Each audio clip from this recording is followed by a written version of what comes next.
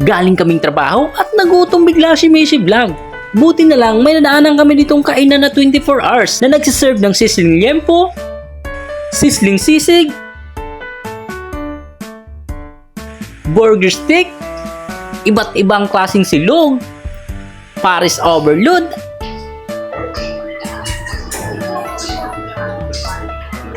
at lugaw. Bago natin tikman yung kanilang mga pagkain dito, ipakita ko muna sa inyo kung paano nila niluluto yung kanilang mga silog. Ayan, pinapaapoy nila. Grabe, nakakamiss naman. At dito nga lang to, sa Pransya, bago mag-Woodland Subdivision. Ito yung Thesis Original Canto Pares, na located sa Pransya. At pangalawang branch nga pala to ni Thesis Original Canto Pares. At ayan na nga, nag-order nga tayo dito ng sizzling liempo, sizzling sisig, at burger stick. So wag na nating patagalin guys, tikiman time na!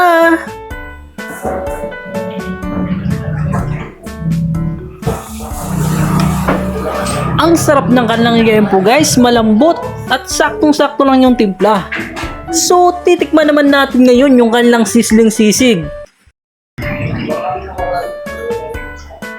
Lagyan natin ng kalamansi ng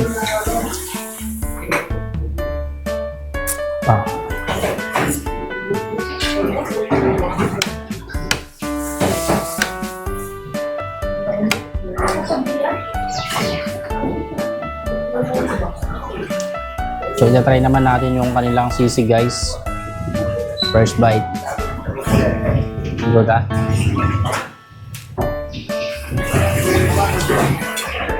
Grabe, ang sarap din ng kanilang sisig dito guys. Masarap itong gawing pulutan.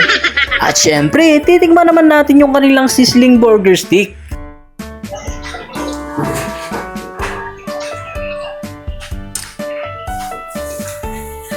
Sarap. Kain na kayo dito guys. Ma'am, anong oras ba kayo nag-open dito? Open po kami 24 hours. Saan ba to located sa mga gustong dumayo dito? Located po kami sa Pransya, Zone 3, at meron din po kami branch sa Padilla. Okay. Tara na guys, kain na kayo dito sa aming Thesis Original Canto Pares.